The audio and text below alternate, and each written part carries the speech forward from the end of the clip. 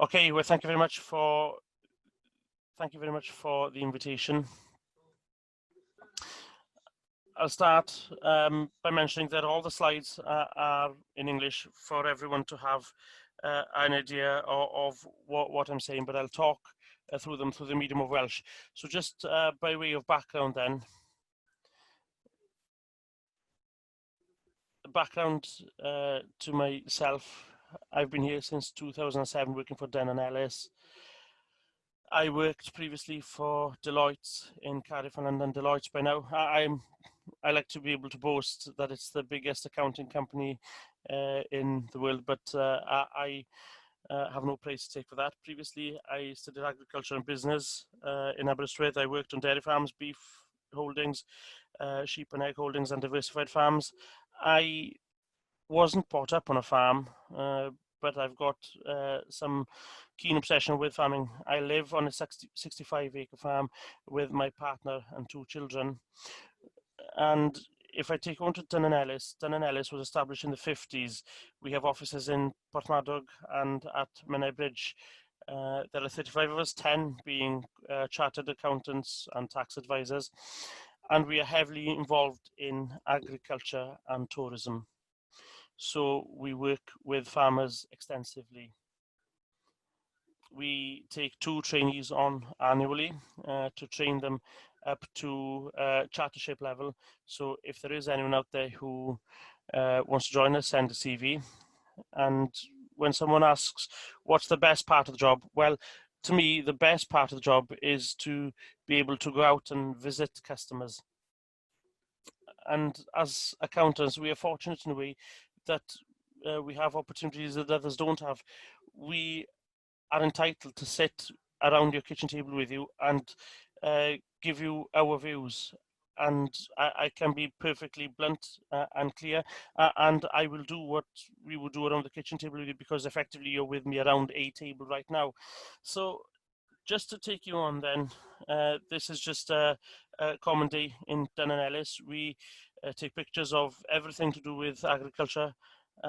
This is me trying to explain to another colleague in work what an abreast, a herringbone and a rotary parlour was. And as I mentioned, I am a plain speaker and sometimes I will hit a few nerves. My intention this evening is not to offend anyone, but what I would like to do would be to get rid of that term way of life when it comes to farming. I don't like that term. To me, farming, agriculture is a business, and the way of life comes secondary to that. I think that's more important than ever to bear in mind. If the single farm payment ceases to exist, if Brexit is delivered in its entirety, then there'll be nothing more important than treating our farms as businesses. I would also like to get everyone to think about the asset that they have. If you're sitting on a lowland farm that's 200 acres, you're sitting on 2 million plus. Now, yeah, I'd certainly like to have 2 million plus in my hand, and at 4%, I'm looking at 80,000 profit. And I know from the customers that I have that some people can derive that 80,000 profit off 200 acres. So it is important that we don't treat farms differently to the way that we treat any other assets within any particular industry. I would also like to see people leave here thinking about where they make money, where they lose money. It's important. We don't seem to be spending enough time looking at that. Sometimes you lose money when you're out in fields, whereas if someone actually sat down with a professional individual and had a conversation, possibly you'd find themselves in a position where they are making money. It's a matter of having the conversation that takes me to the next point. It's a matter of bringing professional people and specialists onto your farms. Obviously, I'm going to talk about accountants, but it's not just accountants. Very often, people bring professional individuals in to talk about grazing management, for instance. And if there's one thing that always sticks out in the accounts, it's feed, seed and fertilizer as a heading. And getting someone in to talk about grazing is immensely powerful. It's excellent and it's available via Farming Connect. And if someone hasn't taken up that opportunity yet, I think it's well worth doing it. And the way that I see things, for rightly or wrongly, and I may offend a few people here, whatever the system is, whether it be beef, sheep, dairy, whether you're an upland farm, lowland farm, whether you're big or small, some people will always make very good money from farming without the single farm payment. There are others who will only make money with the BPS, and there are some who will never make money even with the BPS. And to me, if one person can do it, then everyone should be able to do it in a way. There's no set reason as to why everyone shouldn't be able to derive a profit without a single farm. And very often you look at first generation farmers and also people who are renters. Very often they make a greater margin on the product than or someone who borrows a lot and is constantly paying debt for whatever reason. To me, the reason is obvious. They are making more of a margin on the project because their backs are against the wall. So they have to think outside the box. They have to think about ways to achieve that 20,000 rent before starting, before being in the same place as the guy next door who's sitting on a 200-acre farm without any borrowings. And similarly with the first generation farmers, in a way, they come here, they see everything as being black and white. They have no ties, if you will. The way that they look at things, it's a case of having to make the money, having to make it work. Otherwise, it just won't work, and I'll go and do something else. And in a way, when factors are against us, when conditions are against us, some will moan, but some will adapt. And I take that that those who've tuned in this evening, I'd imagine that those are the people who would be keen to adopt as opposed to just sitting there moaning. And we saw that back in 2016 and possibly to an extent in 2007, but in 2016 when milk prices plummeted to 17 pence or so, what you saw immediately at that time that farmers would go out and would slash their costs. What happened then, as a direct result, was that when you came out of that phase of low prices, we had a greater profit margin because many kept to that low cost model that they adapted to. Yes, they slashed on their feed and the yields came down, but the saving made at that time from not providing the feed was more than the loss from the price achieved. And it's the same, some moving into block having everyone milking the same level, so it wasn't a detrimental impact essentially. And success is about the elemental conditions, it's about the individuals involved. I'm a strong believer in that. At the end of the day, it boils down to the individual and the way that we do things. And that leads me on nicely to this. It's not just me that thinks like this. There are people, some very famous people who provided similar quotes. I'm not a product of my circumstances, I'm a product of my decisions. Life is 10% what happens to me, 90% of how I react to it. Now, as individuals, in terms of the financial aspect, what we can do effectively, and to me, I feel that if everyone had the conversation about their accounts with their accountant, if you talk about the recently completed accounts, if you look at the performance, the return on assets, and if you have an open and frank conversation about what we see that's ahead of us over the forthcoming 5 years and what essentially we are trying to achieve. I also think that everyone should split the income and costs. If you're running beef and sheep, well, you shouldn't have just one line at the top of your accounts, all farming income. There's no excuse for that in this day and age. It should have been split up to sale of cattle, sale of sheep, and that's the same about anything else that you may do. Also, if you feel that you're having a good year, and you've always got a gut feeling of, well, if prices have gone up or down, or if you've had good sales, etc., well, you are the ones who know if you need to run a 9 months account or not. There's no point complaining about the tax bill. You've got that opportunity before the year ends to do something about it. It's too late afterwards. Another question that should we be trading as a limited company? That's a conversation between you and your accountant as much as anything else. And you yourselves can access discussion groups to undertake benchmarking, and that can only be a positive. And again, seek professional advice. That could be about herd health, flock health, grassland again, whether it's solicitor advice, accountant advice. There's all types of advice out there. And going back to that PMA, that positive mental attitude, that's important to bear in mind. In terms of your accounts then, I've got a set of accounts on screen, and I'm certain that everyone has something that's quite similar to this. To me personally, there isn't, there are only two very important figures included there. One of them would be the sale of cattle, sale of sheep, not so much the sale of wool. And the other would be the feed, seed and fertilizer, because as a rule, you've got pretty much the same stocking level from 1 year to next, unless there is significant change. So one of those figures you can't really do anything about, which is sale of cattle, sale of sheep. As an industry, we are price takers. But in terms of the feed, seed and fertilizer, that is where you've got the 7,000 there. That's the main figure that you can actually work on in order to create a better margin. There are other figures that's important: stock, single farm payment, and there's a question: if I didn't have that, where would I be financially? Where would I derive my profit from?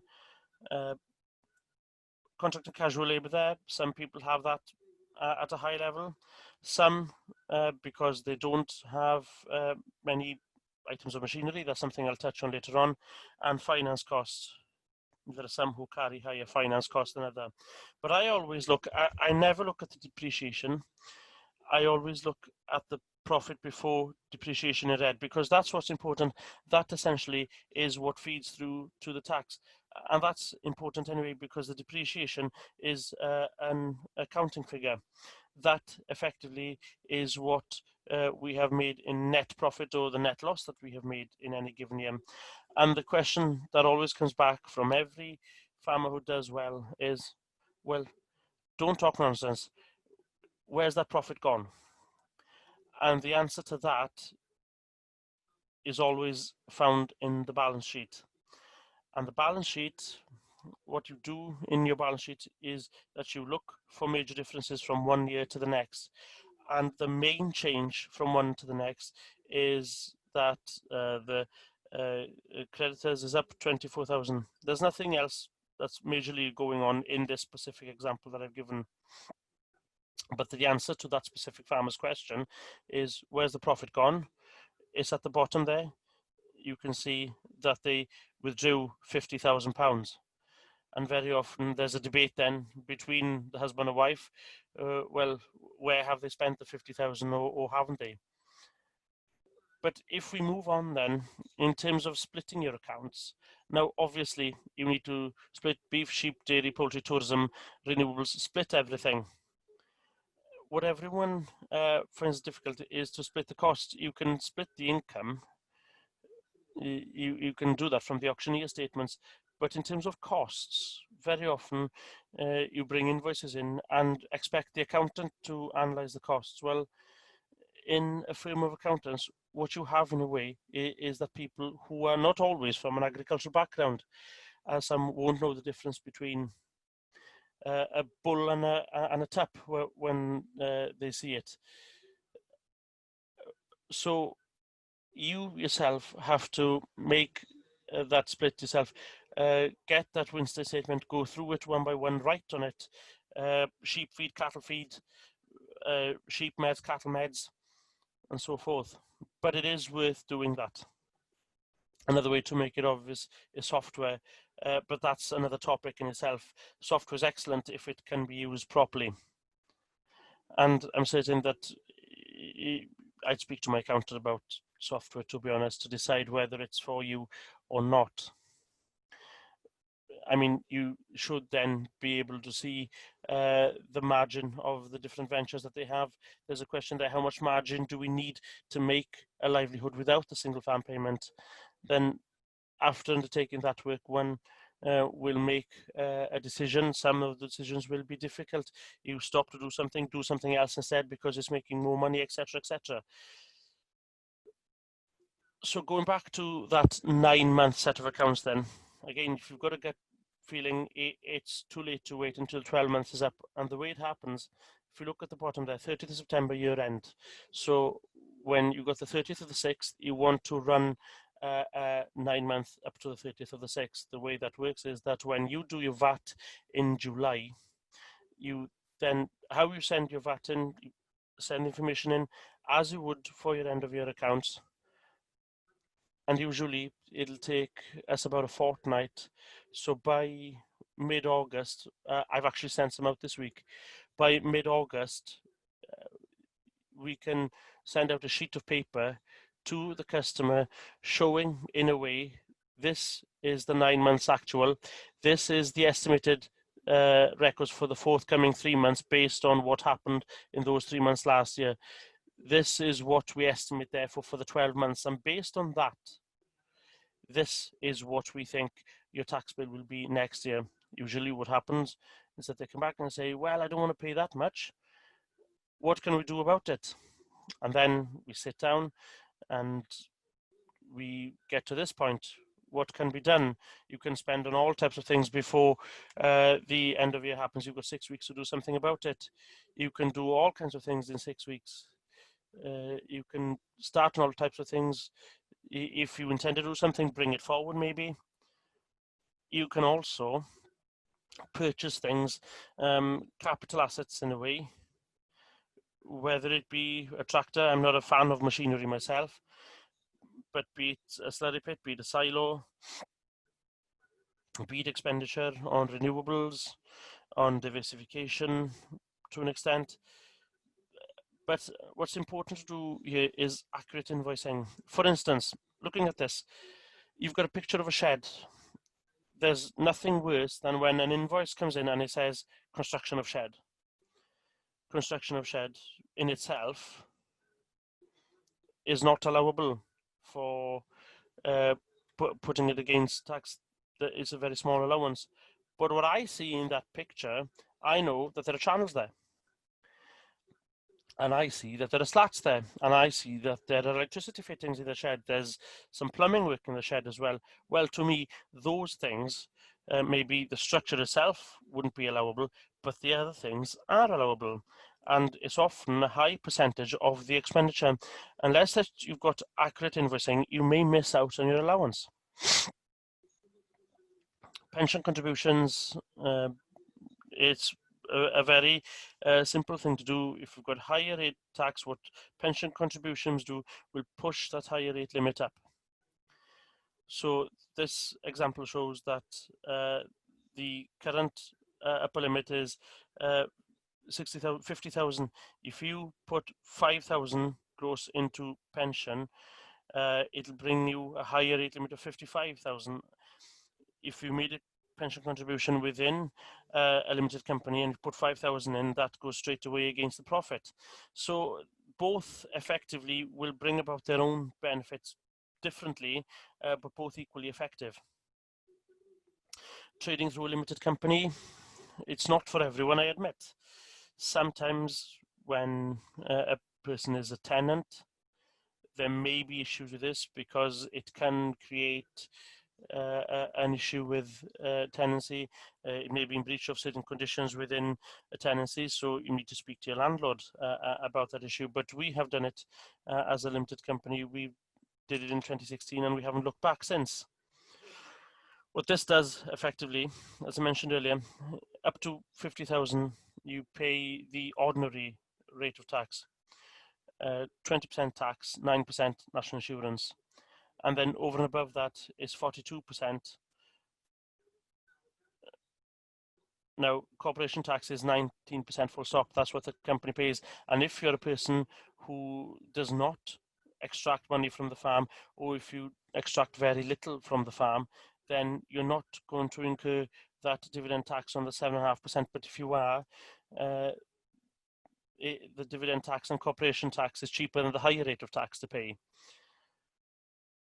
And then in terms of the rate of corporation tax in the UK, it's exceptionally low, I should say, in comparison with other countries in Europe. And in a way, because of Brexit, you tend to think that that figure won't change somewhat, because this country needs that to be low in order to attract inward investment from foreign companies more than ever these days. And very often that's why it's been set so low, to be honest. Moving on then to discussion groups. In terms of discussion groups, well, obviously, you have the advantage of socializing with like-minded people. Usually they are led by a good leader. You've got an ongoing link. They set WhatsApp groups up, etc. for discussion group. And if there's a problem, people will say, well, I've got a problem with this, what would I do? You'll often have 2 or 3 answers on your phone immediately. It's something that's easily done in the dairy industry, very easy in the dairy industry. But it is very handy. It's also possible to do it within a beef and sheep sector and in all other aspects of agriculture, in fact. And I think that everyone would pick something up from this. I'm yet to see 2 farms that are identical. It'll be a big day when I do find them. But there are all types of other facilities out there as well. Personally, in Dun and Ellis, we do our own dairy farm analysis. So where all our farmers are on the right-hand side, that they are pooled together to give us an average figure for all the farms, and we will put your figures next to those figures just to see exactly where you stand, and then we can have a roundtable discussion if you want, where someone will ask, well, what's so different in what I'm doing to what everyone else is doing? Why is my feed, seed and fertilizer higher? Why are my sales lower? And then you can have an open and frank discussion about those issues. Again, I know that I go on and on about this. Using professional advice, we do it all the time. VAT, tax, capital allowance, in the same way as agriculture is such a wide and varied sector, agriculture, you can't know everything. If anyone out there is telling you that they know everything, it's impossible. And it's the same for us in our sector. We cannot know everything. So we have to take specialist advice from different places, and we do so frequently. And that's where Farming Connect, in a way, again, Farming Connect provides that option to you of getting access to that specialist advice by a whole range of different people. Moving on to new machinery versus contractors then, I can understand, or I can see very often, how a person can justify buying a brand new tractor that costs around £90,000 to £100,000. I really just can't see it in my mind. If I had that level of profit, I can't see how that level of expenditure can be justified on a tractor. When you put the hour meter on it and the depreciation and try to see how much is depreciated, how much it costs every hour, obviously everyone needs a tractor, I get that. But often it's easier to use what you've got. I'm really sorry if someone listening tonight is a machinery dealer, but in any case, you know, there are hour meters on tractors and diggers. What if there was an hour meter on the other things that we have? What if there was an hour meter on the mower, on all the other bits of kit that we have? I don't think that anyone could ever justify changing a number of those pieces of equipment as frequently. I mean, what's difficult is the pros and cons. Oh, well, I couldn't get a person to do the work when I wanted, but the fact of the matter is that in the future, I'm certain that there will be people available. It may be a case of farms running one tractor, one main tractor, and fewer bits of machinery, or running at the same level of kit, but not updating them as often, because we won't have the maintenance costs.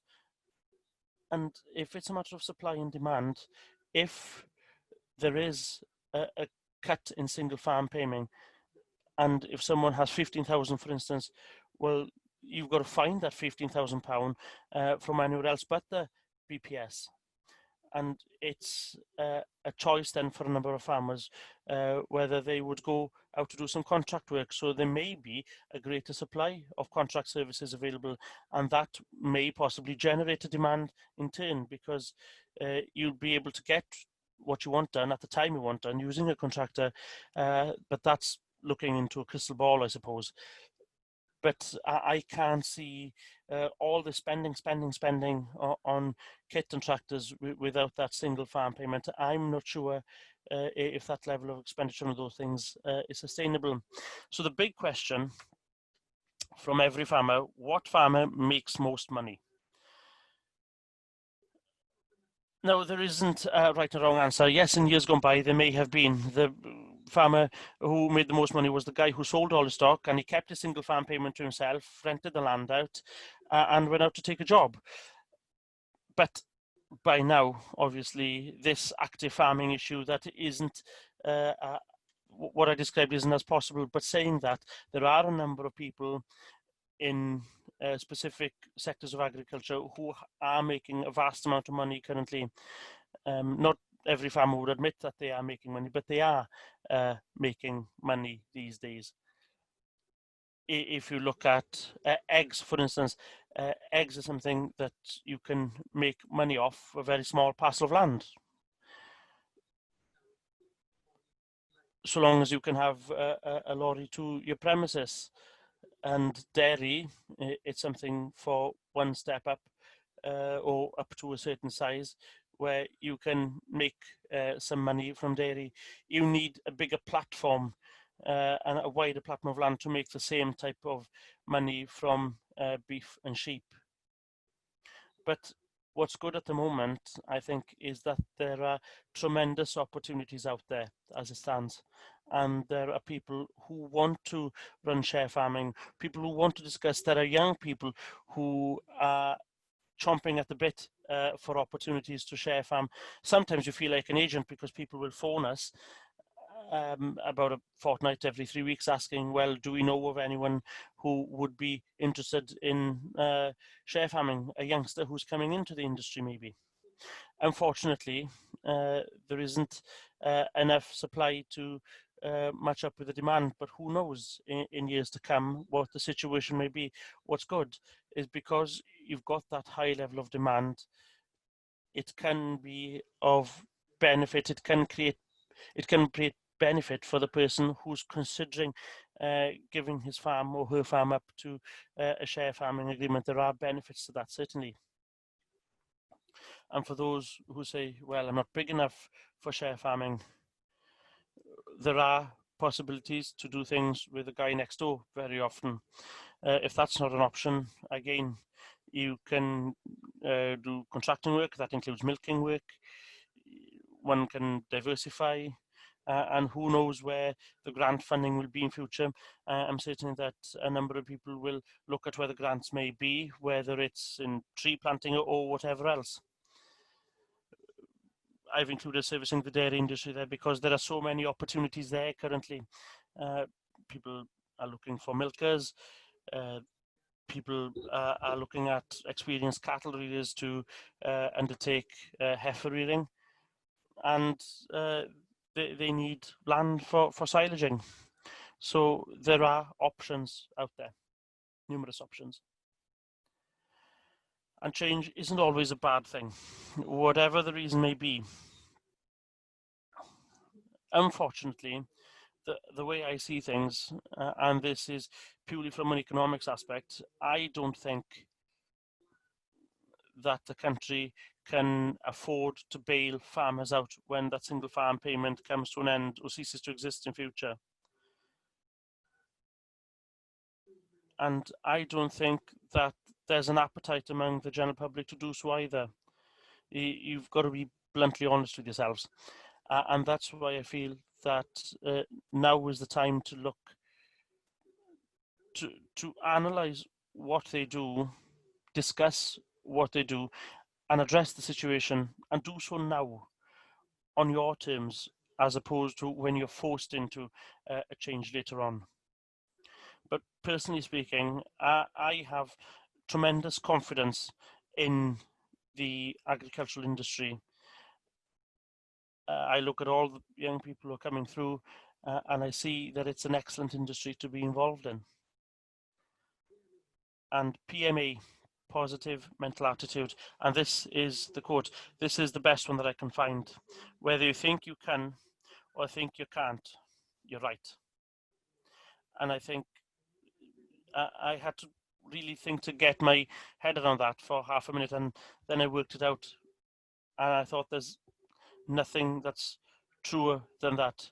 Unless you think positively, ultimately you won't be able to achieve. And that's it in a way from me. It's good to talk.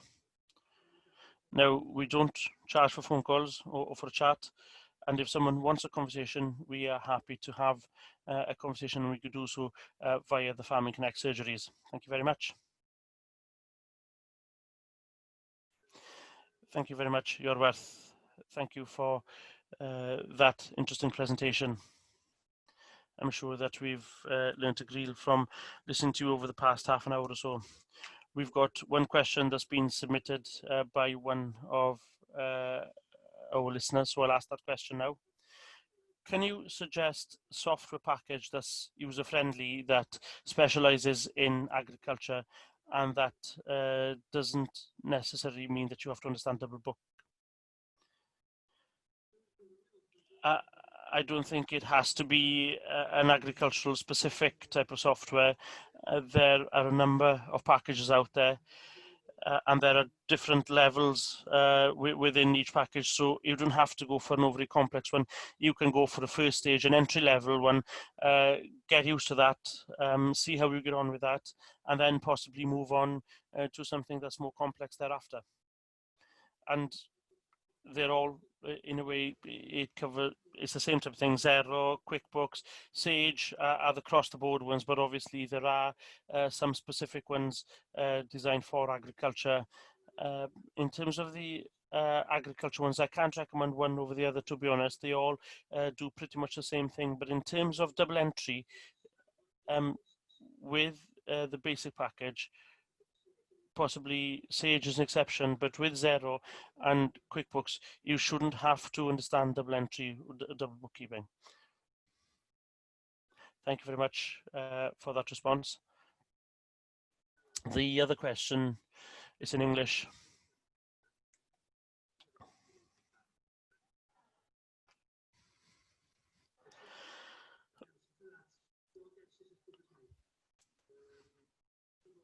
To be honest, your guess is as good as mine. That's something. It's a political issue, because who knows what happens in the next election in 4 years' time, where we'll be. Will it be a blue administration or a red administration? Who knows is the right answer. Obviously, there are some who have tried. There was some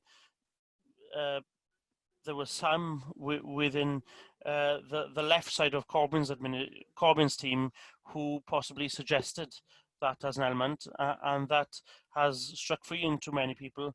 But in a way, the one thing that I've learned over the years is that you can only act and respond to what the regulations or the rules are at the time. There's no point trying to second guess what if this happens, what if it doesn't.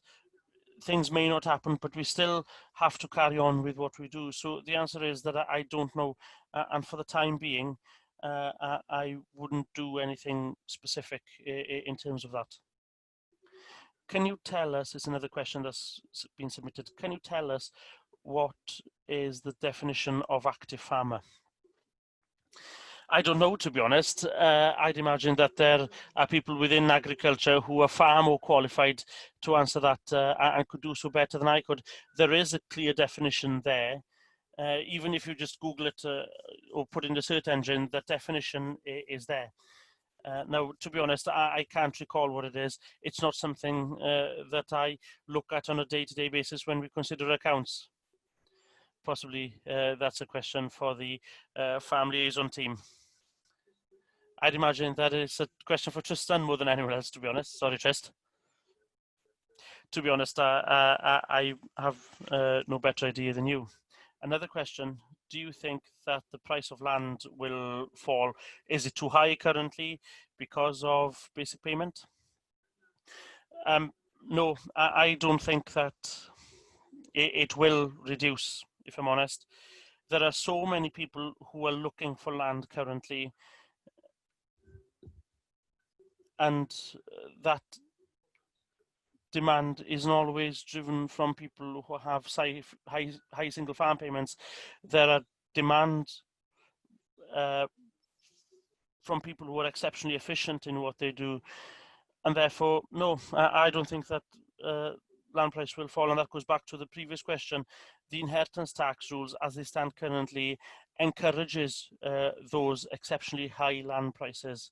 Now, if the price of land, in a way, what they are saying is that it's rental prices that always follow economic conditions, the price of renting land. The purchase price of land always follows the inheritance tax rules. Now, if something happens to those inheritance tax rules, possibly we would see a fall in prices, but otherwise, no, I wouldn't anticipate. So to expand on that question then, do you have any rule of thumb as to how much someone should pay for land? I'd imagine that it's dependent on what a person intends to do with land or what sector. Much of it obviously depends on what you intend to do and where you are geographically, but also there are pockets of land, Pan Wales, where there is cheaper land available. There are other places where land is exceptionally expensive, and what drives that is, well, who knows, but where we live here, to be honest, the land price is exceptionally high, and it is difficult. And I'm glad to say that I think that the main reason for that is that there are efficient farmers who do what they do efficiently in this area, and that essentially is what's driving the price up, which is a positive. The other question about software, going back to that subject, if it's all right, will accounting software reduce the need for accountancy support? Possibly. If it's done properly, then certainly. But there are two ways of doing this. It's possible to provide access. It's good if you go into your software, you can provide access for the accountant from his or her own office, and that can give you reassurances that you're on the right track. So your accountant can actually check if you do your VAT after 3 months, it can be checked. Someone can verify it for you. If you put the purchase of cattle in the sale of cattle, you've got someone to double check effectively. It's possible to do so in a way where you can provide the assistance remotely. But if it's done right, it means that the accountant's work is far easier in the long run. But I'm yet to see a perfect version. There are one or two who are pretty close to it, though. Tree planting, what do you think the opportunities will be?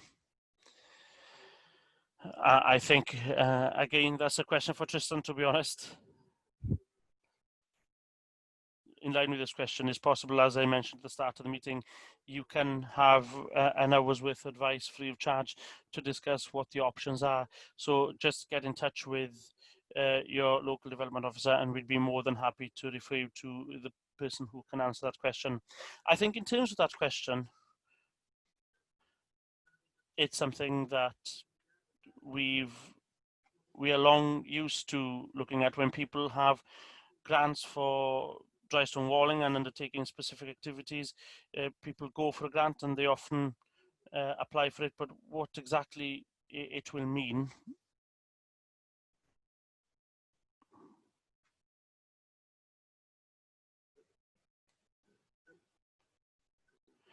there's a question that's been submitted in English.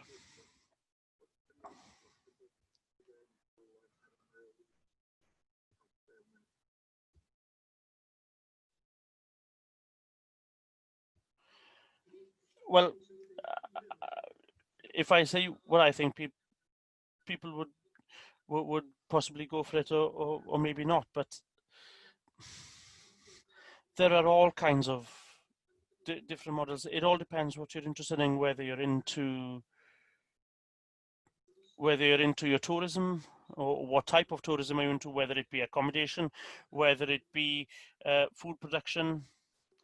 I think whatever you do yourself, whether it's producing food or whatever else, I'm sure that's the one with the lowest outlay, effectively. But I'm certain that there's more to it than that. Again, as I mentioned previously, it's possible to access these one-to-one surgeries to discuss options with a diversification expert. So do avail yourselves of those opportunities. As I mentioned, they are free of charge, and it's an opportunity to discuss options. The other question, is it worth investing in renewable energy? Or will there be better incentives in future? Well, who knows whether or not there'll be better incentives in future, but people are still investing in renewable energy. And obviously, the feed-in tariffs aren't what they used to be. And what one hopes is that it'll be reflected in what you would invest in, that costs come down. When the feed-in tariffs were higher, obviously the demands for it were so high and the prices were so high. But you would hope now that there'd be a greater supply of these things, that it'd be possible to access some of those schemes at a lower cost. In terms of which one specifically, you need to do your homework and your own research to see what's worth doing currently. Thank you very much. There's another question, this time from Yuan. In the beef and sheep sector, what's the value of rented land without the basic payment? Well,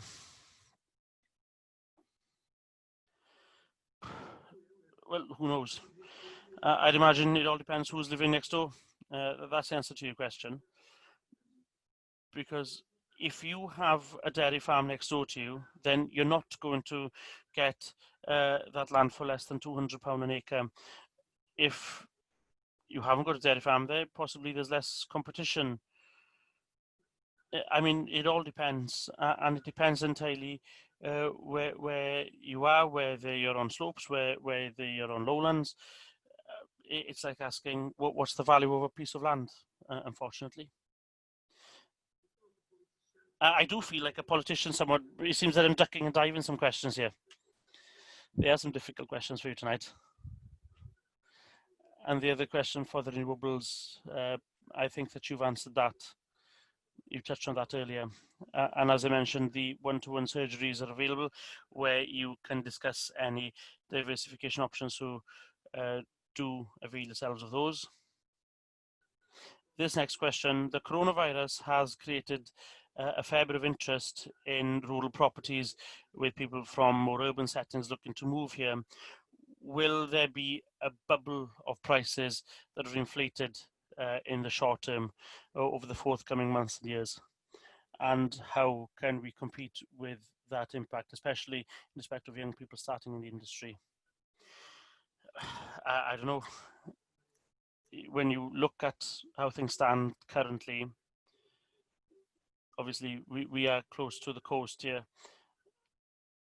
The demand, and it is demand from across the border, it's demand for housing, even terrace housing, obviously in towns and villages in the area. And those are the houses that have been available for young people locally.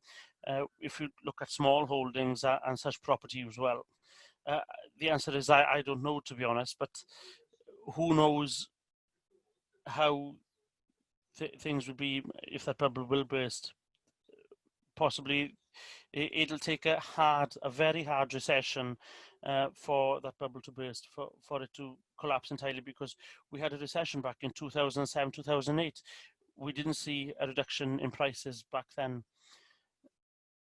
it tends to stay as a constant, and possibly in a way this is long overdue in effect, that we've seen a constant level for so long. Possibly we are due to see a hike. It's a job to know, and I'd like to be able to answer these questions for you, but unfortunately I don't think I'm in a position to do so. The answer is who knows then. So there we have it in terms of, there's one other question, I'm sorry. The farmers who you referred to who make 80,000 profit off 200 acres, what type of things do they do, please? I'm sure we'd all like to know. As I say, I don't think that there is one silver bullet or one specific that will generate that 80,000. It's easier for some than it is for others to get 80,000 from 200 acres. But I don't think, personally, I don't think that 80,000 from 200 acres is a stupid figure or an unachievable figure, to be honest. I really don't think it is. It's a figure that's certainly achievable for anyone, I should imagine.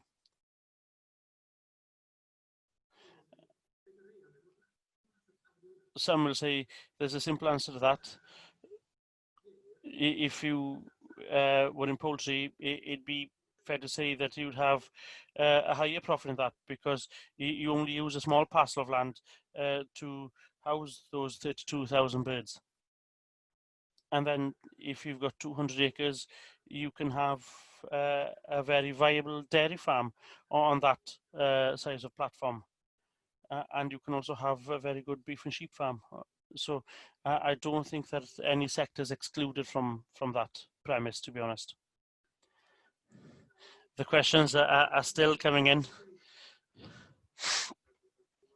If you'd be happy to take these questions. What percentage of income should profit be? There isn't an answer to that, to be honest, because everything that you sell, it's the margin that's important in actual fact.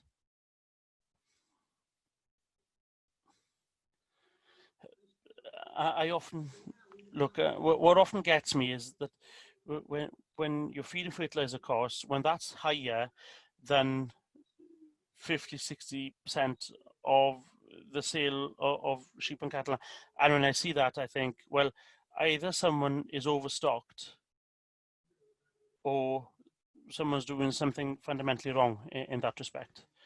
So I'm not sure if that helps as an answer. I know it's not a specific answer. It should be a margin that there are some people who won't entertain hardly any cost in feed and fertilizer, and the margins then are higher, up to around 90%.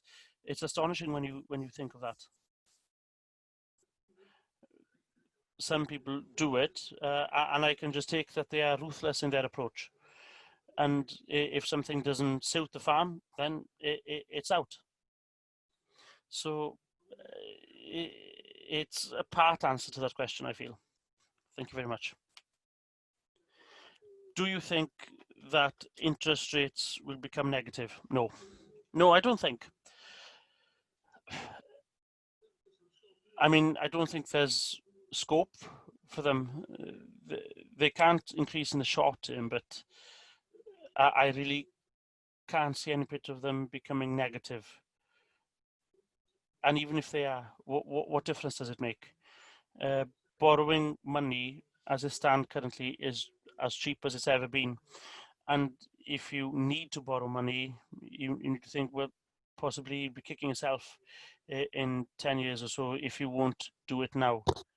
If there is something specific that you want to do, something that will bring you benefit. I'm not a person, as I say, I'm not a machinery kind of guy. I don't like to see machines sat on the yard depreciating, and I'm not a person who's into borrowing for the sake of it. Well, I want to do those outhouses. Well, have you actually thought why you need to do those outhouses, why you want to renovate them? What will you get from it? The capital investment in renovating outhouses can be exceptionally high unless you do something quick with them and are able to draw an income. Thank you very much. I think that you mentioned and touched on the subject earlier, but I'll ask the question the same. Do you think that variable costs, feed, fert, seed, etc., is that where the easy wins are for beef and sheep farmers? Certainly, because if you go back to your accounts, that is the main figure in your costs. And that's what's important about it in a way. I think that that figure should be split as much as possible so that you know in a year how much you spent on fertilizer, how much you spent on your seeds, how much you spent on cattle feed, on sheep feed, etc. It's important in moving ahead that we know much more about what's included in there, because it's a huge figure included in there. And if you knew how to chip away at it as much as possible, and at the end of the day, if those prices go down, the first thing that you'd have to do would be to slash the prices of feed. As I mentioned, when it came to dairy in 2016 and 2007. There's a specific question here. If we wanted to rent out our farmland, who the single farm payment go to? I think that depends entirely on the contract. And in actual fact, if you're going to look at this active farming issue, if they're not going to do anything at all, well then it's highly likely that it's the renter that would be allocated that money. But I think that's the question that you would ask immediately to the FEW or the NFU. It's an union question. Ask that and you'll get an answer. Thank you very much. And that's it in terms of questions this evening. Thank you all for submitting your questions to us, and I'm thankful to you, Yorwerth, for taking the questions and answering so thoroughly where you could. I'm thankful to you all for tuning in this evening to discuss these financial matters. Exceptionally thankful to you for tuning in. That's it for this evening from us here at Farming Connect. Thank you very much and good evening.